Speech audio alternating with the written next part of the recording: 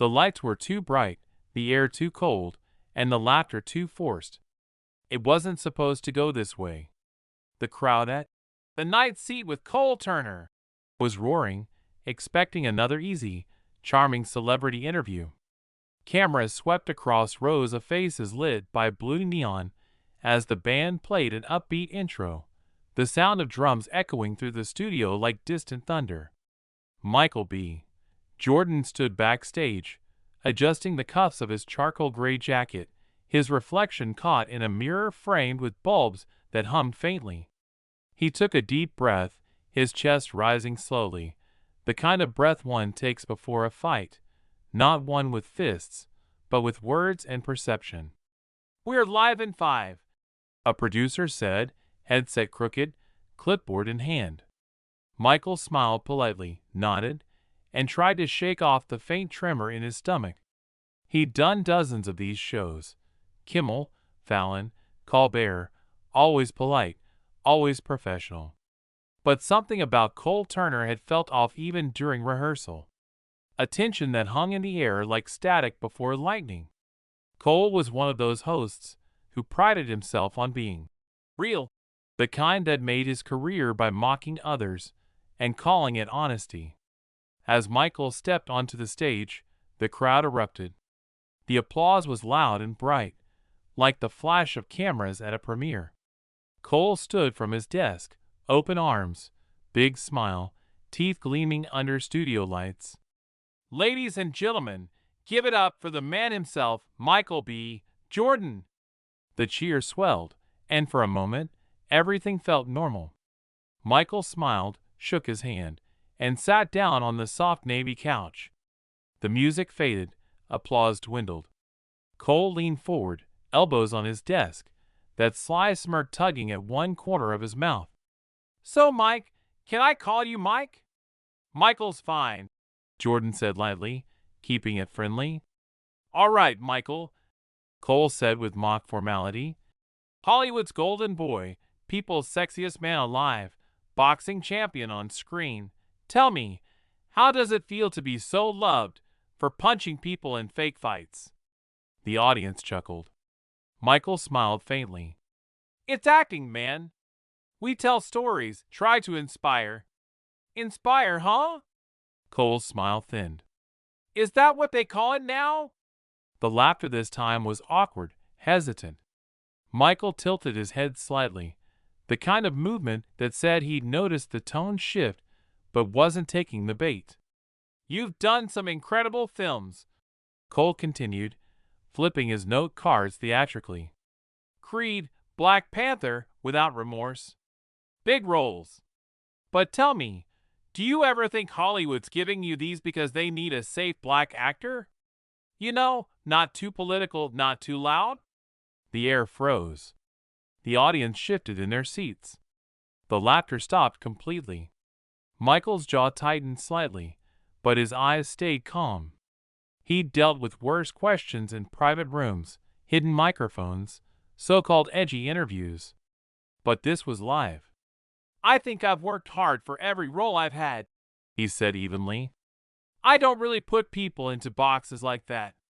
Cole leaned back, pretending to be casual. Sure, you're humble. I like that. But don't you think being humble's kind of your brand? Like, you play tough guys on screen, but off camera, you're just, the nice black guy America can root for." There was a small, uneasy laugh from someone in the back. Michael glanced at the crowd, then back at Cole. His voice stayed steady. "Respectfully, I don't think being respectful is a weakness." Cole grinned like a wolf sensing blood. "Oh, I didn't say weakness. I just mean people like their heroes comfortable. You're comfortable, man. You make white folks feel good." The words landed like stones dropped in water, ripples of disbelief spreading through the room. A few gasps, a few awkward coughs. Michael blinked slowly. "What did you just say?" Cole shrugged, feigning innocence. "Come on, don't get sensitive. It's just comedy, man." Michael's eyes darkened, his voice low. "There's nothing funny about that. For a heartbeat, no one moved. Then Cole smirked again, pushing further. You know, every time a guy like you preaches about respect or dignity, I think, man, you ever been through anything real? Or has it all been red carpets and camera flashes? Michael leaned forward, elbows on his knees, gaze sharp. You don't know me, he said softly. You don't know what I've been through. Cole chuckled, brushing invisible dust off his sleeve. You're right, I don't. But maybe that's why I can ask what everyone's thinking. Maybe deep down, people just don't buy the whole humble hero thing. Maybe it's just an act. The band members exchanged glances. The camera operator looked uncertainly at the producer. Michael exhaled through his nose, forcing calm. He'd learned long ago that anger in moments like this didn't win battles, it fed the fire. But still, his pulse was steady thunder. You invited me here to talk about a movie, he said finally, not to question my worth. Hey, I'm just doing my job, Cole said with mock innocence. And part of my job is asking tough questions. You can handle a few punches, can't you? Creed and all? Another forced laugh from the audience. Michael looked at him for a long second. You should be careful with your words, he said. They show who you are. The audience murmured, sensing something real unfolding, not the scripted banter they were used to. Cole straightened, trying to reassert control. Relax, man. Don't make this about race. You made it about race the moment you opened your mouth, Michael said quietly. The studio fell completely silent. The hum of the cameras, the faint buzz from the lights, every sound felt amplified in that silence. Cole blinked, his smug expression faltering just a little. Oh, come on. Don't pull that card. It's not a card, Michael said. It's my life. A few claps started in the audience, hesitant, then quickly dying as Cole raised his hand. We don't do politics here, he said sharply. It's entertainment. You're an actor, so act like one. Michael stood up. Slowly, calmly. His shadow loomed across the stage as the camera followed him instinctively. You don't tell me who to be, he said. Not you. Not anyone. Cole laughed, but it was thin now, strained. Hey, sit down, we're live. Don't make a scene. Michael turned toward the crowd. If standing up for yourself is a scene, then maybe it's time people started watching. The audience erupted into applause, half genuine, half confused. Cole waved toward the crew. Cut the feed, cut the... The cameras blinked red to black for a second before cutting to commercial. The music stinger played, but the energy in the room was shattered. Michael walked off stage, ignoring the stage manager calling after him. The hallway outside the studio was narrow and dimly lit, the hum of electricity in the walls. He stopped by the dressing room door, hands trembling slightly. He wasn't angry, just tired. Tired of having to prove his dignity in rooms that pretended to celebrate him. He sat on the couch, exhaled, and stared at the floor. A knock came on the door. It was one of the assistants, a young woman with kind eyes. Mr. Jordan, they're asking if you'll come back for the second segment. He looked up slowly. Tell them no.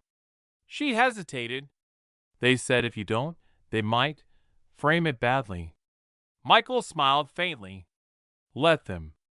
The assistant nodded softly and left. Moments later, he could hear muffled voices through the wall, Cole laughing with producers, making jokes about touchy actors. His chest tightened. The air felt heavy, suffocating. He looked at his reflection in the mirror, his eyes calm but burning. Don't let them break you, he whispered to himself. Outside, the city was alive. Rain slicked the streets, neon lights smeared across wet asphalt. He stepped out the side exit, pulling his jacket tighter against the wind. His phone buzzed, hundreds of notifications, trending hashtags already forming. Hashtag Cole crosses the line, Hashtag Michael stands tall. Clips from the live show were already spreading like wildfire. But so were edited versions, cut to make it look like he stormed off. Irrationally. Social media was a battlefield, and the narrative was already being twisted. He kept walking, the rain washing the heat from his skin. He didn't care about online noise. But something inside him shifted that night. A quiet decision forming. He wouldn't respond with anger, but with truth. The next morning, news channels buzzed. Actor Michael B. Jordan walks off talk show after heated exchange. Host Cole Turner defends segment as just comedy. Pundits debated. Fans argued. Cole posted a smiling selfie caption. All love, great show last night. The comment section was chaos. Michael stayed silent. He spent the morning at his local cafe in Silver Lake, wearing a hoodie and baseball cap, trying to blend in. He overheard two strangers talking at the counter. Did you see that interview? Man, I thought he overreacted. Nah, that host was baiting him. You could feel it. He sipped his coffee, eyes distant. He'd learned something from his mother years ago. The truth doesn't need to shout, baby. It just needs to stand. He opened his phone again, scrolling. But this time, something caught his eye, a behind-the-scenes clip filmed secretly by one of the crew members. It showed what happened after the cameras cut, Cole mocking him, using words that were never meant to air. Words that burn like acid. Some people just can't take a joke. Yes, it's a cultural thing. The laughter from the crew was faint, uneasy. The clip was short, grainy, but powerful. It was already spreading, posted anonymously with the caption, "This is what really happened." Within hours, the video went viral. Millions of views, thousands of comments. Support poured in. Celebrities reposted it. The tide turned. But Cole didn't back down. That afternoon, on his radio show, he doubled down. You can't say anything anymore. People are too sensitive. Even the rich ones. Michael sat in his car, listening, his reflection mirrored in the rain-streaked windshield. He didn't want revenge. He wanted respect. But respect, he knew, sometimes had to be demanded, not requested. As he looked out over the city, thunder rolled in the distance. Dark clouds gathered, heavy with promise. He could feel something building, a reckoning. That night, the network issued a statement. We stand by our host's right to humor and free speech. The phrasing was careful, sterile, corporate. The public wasn't buying it. A crowd gathered outside the studio the next morning, fans, activists, journalists. Signs reading, "Respect isn't a joke," and "We stand with Michael," filled the air. Michael stayed silent, watching from afar. He didn't want chaos. But he knew silence was also a message. That evening, his phone rang. Unknown number. He answered. A quiet voice spoke on the other end. Mr. Jordan? This is Lena Myers. I was a camera operator at last night's show. I need to show you something. What is it? He asked. Footage. The uncut version. The one they didn't want anyone to see. The rain outside his window intensified, tapping against the glass like impatient fingers. Why are you telling me this? He asked. Because I saw how they treated you, she said. And I can't be part of that. He nodded slowly. Send it to me. 10 minutes later, a file arrived, time-stamped, unedited. He watched it in silence. The segment began the same as the aired version, but continued after the commercial break. Cole's voice was sharper, colder. You walked off? Fine. We'll make sure people see what they want to see. Another producer's voice. We can cut it to make him look angry. Exactly, Cole said. America loves a meltdown. Michael paused the video. His pulse was steady, but his hands were cold. He realized this wasn't just disrespect. It was manipulation, systemic and deliberate. They weren't just mocking him, they were shaping perception itself. He sat back, eyes closed. There was a storm inside him now, not of rage, but of resolve. He wasn't going to shout or tweet. He was going to do something far more powerful. The next day, he made a call to an old friend, an independent journalist named Reese Carter, known for exposing media corruption. "I've got footage," Michael said. "The real kind." Reese paused. "You sure you want to go public with this? They'll come after you." "They already did," Michael said. "Now it's my turn." Reese agreed to meet that night. But as Michael drove downtown through sheets of rain, headlights cutting through mist, a black SUV began following him, too close, too long. He changed lanes. It followed. He slowed. It slowed. His heartbeat quickened. He turned down a side street, the SUV turning too. His phone buzzed, unknown number again. He hesitated before answering. "Mr. Jordan," a smooth voice said, "you don't want to release that footage. It's not worth the trouble." Michael gripped the wheel. "Who is this?" "Let's just say someone who knows how this business works. You play nice, we forget this happened. You push it, and you'll regret it." The line clicked dead. He pulled into a parking garage, headlights flickering against damp concrete pillars. He parked, turned off the engine, and sat in the dark. The sound of rain against metal echoed like distant applause. He closed his eyes and whispered, "No more silence." But as he stepped out of the car, he noticed movement in the reflection of a puddle, someone approaching fast from behind. The footsteps echoed, deliberate, heavy. He turned just as a figure in a dark hood lunged, something glinting in their hand. The sound of struggle filled the concrete cavern, boots scraping, rain dripping, a muffled shout. The camera of a nearby security system blinked red, recording everything. And as the thunder rolled overhead, Michael's voice could be heard, calm even in chaos. "You can't hide the truth forever." The screen would fade to black there if this were a movie, but in real life, it was just the beginning, because the next morning, that very security footage would be the thing to blow everything wide open. But for now, all that existed was rain, silence, and a single unanswered question hanging in the air. How far would the powerful go to keep a good man quiet? The sound of thunder had barely faded when the truth began to surface. By dawn, police tape fluttered at the entrance of the parking garage where Michael's car sat under flickering lights, the scent of rain and oil mixing in the cold morning air. He was alive, bruised, shaken, but alive. The security footage captured everything: the attack, the voice in the dark, the failed attempt to silence him. It showed how the masked man lunged, how Michael fought back, disarmed him, and pinned him against the wall until help arrived. When the police pulled the hood off, the face underneath was shocking. One of Cole Turner's junior producers, the same man who joked off camera during the first humiliating interview. By sunrise, the video was already being processed as evidence, but another version, leaked from someone inside the department, hit social media first. The world saw the fight, saw the fear in the attacker's eyes, and heard Michael's final words. "You can't hide the truth forever." Those words became a rallying cry overnight. Hashtags exploded across platforms.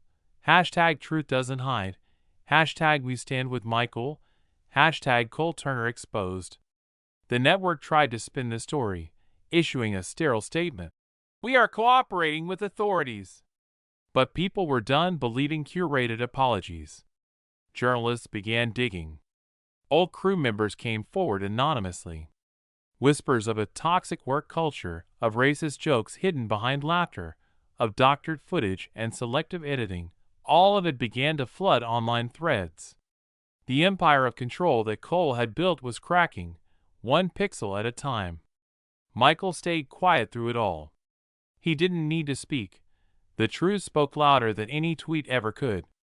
Reese Carter arrived at his house that evening, damp from rain, holding a hard drive and a worn-out notepad. "It's all here," she said. "The uncut footage, the call logs, the internal memos. They coordinated the smear in real time." Michael nodded slowly. "Then we let people see." They sat together through the night, piecing the story into something undeniable. Facts, timestamps, unedited evidence. Reese published the expose the next morning with a headline that hit like a hammer. "Behind the Laughter, the hidden truth of the ninth seat."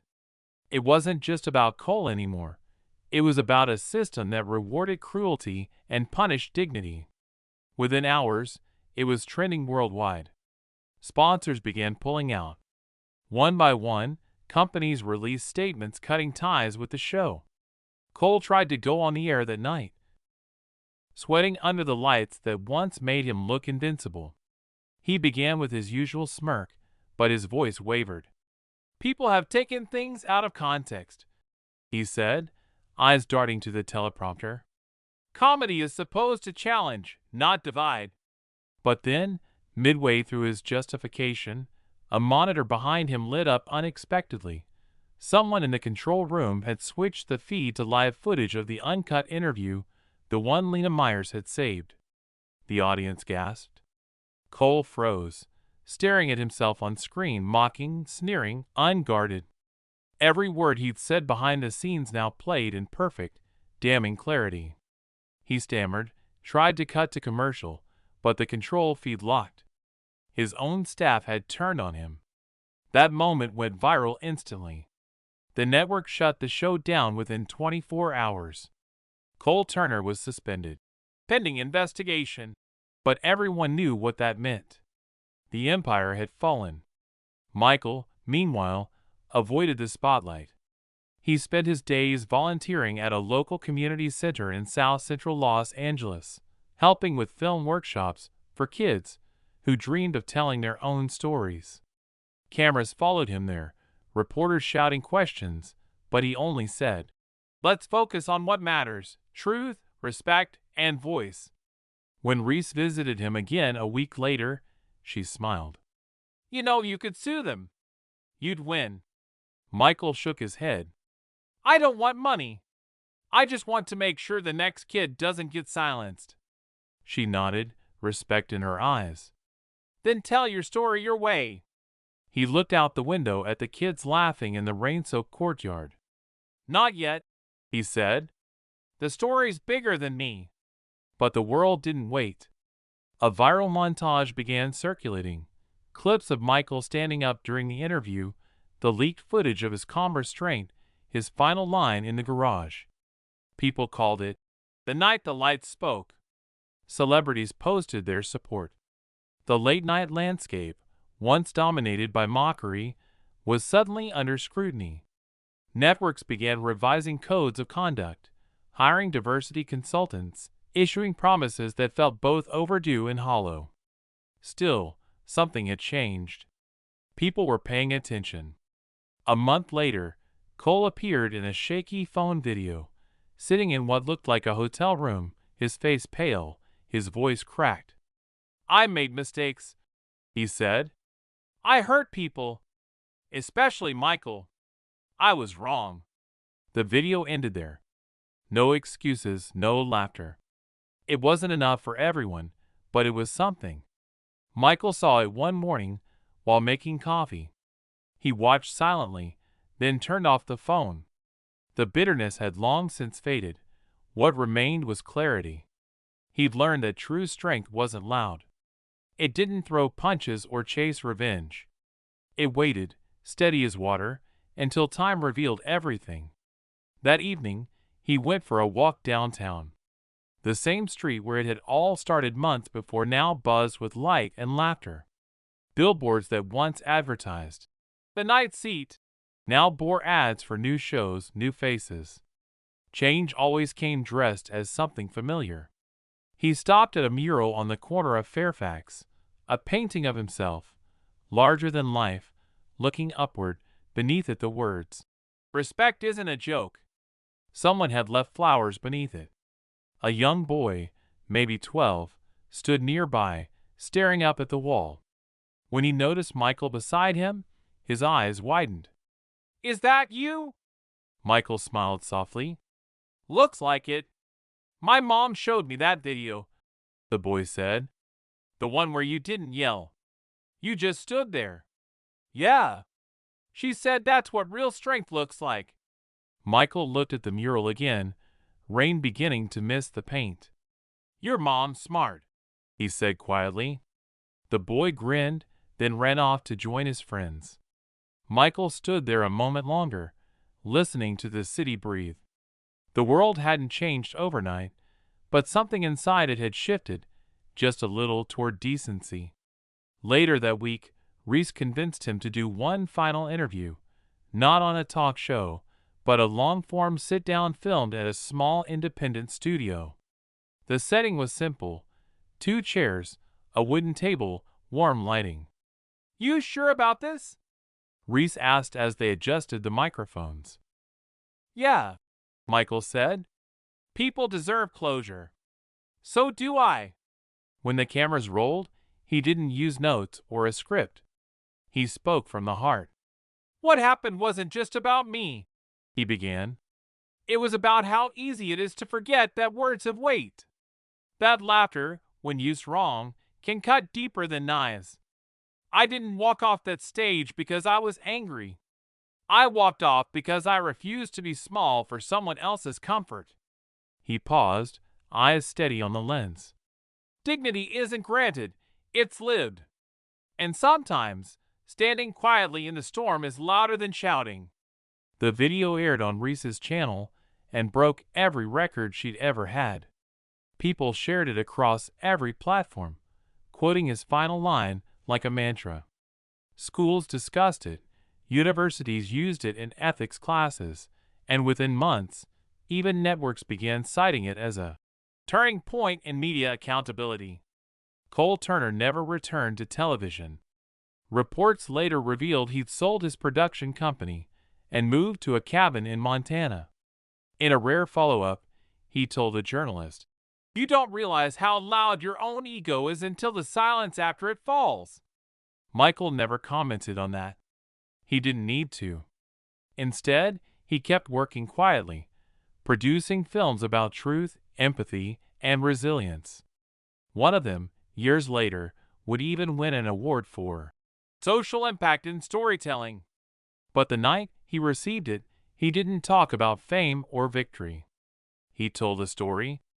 "Once, I was laughed at on national television," he said, "and I thought maybe that laughter meant I'd failed. But sometimes, being mocked is just the world's way of testing if you'll stand tall anyway." The crowd was silent, listening, reflecting. "See, when they try to humiliate you for doing the right thing, that's when you know you're walking the right road. Because truth isn't afraid of the dark. It knows the light's coming." Applause thundered through the hall, but he didn't bask in it. He just smiled, nodded to the audience, and walked off stage, same as before, quiet, composed, strong. Later that night, standing outside under the cool Los Angeles sky, he looked up at the city lights twinkling like stars pretending to belong on Earth. He thought about that first night on Cole's show, the blinding lights, the mocking tone, the laughter that had felt like knives. And he thought about how those same lights had witnessed his humiliation, and now his vindication. He realized that the difference wasn't in the world, it was in how he faced it. The same stage that once tore him down had become the symbol of his rise. Not because the world suddenly became kind, but because he refused to stop being kind in return. He smiled faintly, whispering into the night, "You can't hide the truth forever." Those words, once said in defiance, now felt like peace. Across the country, that phrase had taken root in classrooms, workplaces, even households. Teachers quoted it when talking about courage, pastors used it in sermons, and parents told it to their kids when teaching integrity. It became a quiet anthem for decency in an age of noise. And if you drove through Los Angeles at night, you could still see that mural on Fairfax, the one painted after everything broke open, lit by a single streetlight that never seemed to flicker. It stood as a reminder that dignity, once defended, doesn't fade. It grows. It spreads. It teaches. Years later, a journalist asked Michael during an awards event, "If you could go back to that night, would you do anything differently?" He smiled thoughtfully, hands in his pockets. "Yeah," he said. "I'd sit on that couch the same way, speak the same words, walk off the same way. Because sometimes silence isn't surrender, it's strength waiting for the world to catch up." The interviewer nodded, visibly moved. Michael turned toward the camera, the same calm in his eyes that had once unsettled Cole Turner. "If this story taught you anything," he said softly, "let it be this. Respect is not something you demand. It's something you live, even when no one's clapping, even when the lights go out." The clip went viral within hours, not because it was scandalous, but because it was pure. A man who had every reason to be bitter chose to be better. And in that choice, he reminded everyone watching that kindness isn't weakness, it's defiance at its highest form. Somewhere far away, in a small cabin buried in snow, Cole Turner watched that clip too. He turned off the television and sat in silence, staring at his reflection in the dark window. For the first time in his life, he understood what it meant to be small, not because someone made him feel that way, but because he realized he'd spent years making others shrink so he could feel tall. The next morning, a letter arrived at Michael's foundation. It was handwritten, shaky ink. It read, "I can't undo what I did, but I can say this, you were right. Words do show who we are. Thank you for showing me who I wasn't." There was no signature, but Michael didn't need one. He folded the letter gently, placed it in a drawer beside his first movie script, and smiled. The world moves fast, he thought, but truth always catches up. And as the sun rose over the city, painting gold across the skyline, Michael B. Jordan stepped outside, feeling the morning warmth on his skin. The wind carried faint echoes of laughter, but this time it wasn't cruel. It was honest, free, and human. He looked toward the mural one last time before heading to set for a new film. It wasn't just his story anymore. It belonged to everyone who'd ever been silenced, mocked, or underestimated for standing in their truth. And as he walked down that street, the final line of his journey whispered through his mind like a promise. You can't hide the truth forever.